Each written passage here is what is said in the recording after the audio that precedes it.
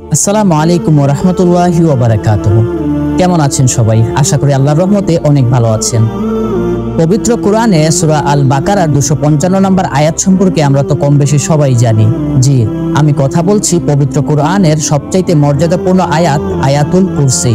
আয়াতুল কুরসি হচ্ছে পবিত্র কোরআনের দ্বিতীয় সূরা সূরা আল বাকারার 255তম আয়াত। একদিন আবু যার রাদিয়াল্লাহু তাআলা আনহু নবী করিম সাল্লাল্লাহু আলাইহি ওয়াসাল্লামকে জিজ্ঞেস করলেন, ইয়া রাসূলুল্লাহ সাল্লাল্লাহু আলাইহি ওয়াসাল্লাম, পবিত্র কোরআনের সবচাইতে মর্যাদাপূর্ণ আয়াতে কারিমা কোনটি? তখন নবী করিম সাল্লাল্লাহু আলাইহি ওয়াসাল্লাম উত্তরে বলেন, আয়াতুল কুরসি। আজকের এই ভিডিওতে আমরা কোরআনের এই সর্বশ্রেষ্ঠ আয়াতের ফজিলত সম্পর্কে জানার চেষ্টা করব ইনশাআল্লাহ।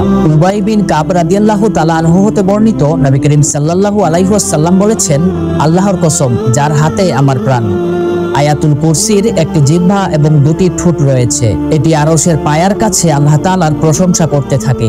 নবী করিম সাল্লাল্লাহু আলাইহি ওয়াসাল্লাম বলেছেন, আপনি যদি প্রতিদিন নিয়ম করে সকাল সন্ধ্যা আয়াতুল কুরসি পাঠ করেন, তাহলে খারাপ এবং বদ জিন থেকে আপনি বেঁচে থাকতে পারবেন। হযরত আবু হুরায়রা রাদিয়াল্লাহু তাআলা আনহু হতে বর্ণিত মুস্তাদরাকে হাকিম 2103 নম্বর হাদিসে নবী করিম সাল্লাল্লাহু আলাইহি ওয়াসাল্লাম বলেছেন, সূরা আল বাকারায় এমন একটি আয়াত রয়েছে যা কুরআনের অন্য সব আয়াতের বা নেতা। সেই আয়াতটি যেই ঘরেই পড়া হয় তা থেকে শয়তান পলায়ন করে। আয়াতুল কুরসির সবচেয়ে বড় যে ফজিলতের কথা বলা হয়েছে সেটি হচ্ছে আবু উমামা রাদিয়াল্লাহু তাআলা আনহু হতে বর্ণিত, নবী করিম সাল্লাল্লাহু আলাইহি ওয়াসাল্লাম বলেছেন, যে ব্যক্তি প্রতি ফরজ নামাজের পর আয়াতুল কুরসি পড়ে, তার জান্নাতে প্রবেশ করতে মৃত্যু ছাড়া আর কোনো বাধা হবে না। সহিহ আল জামে 6464।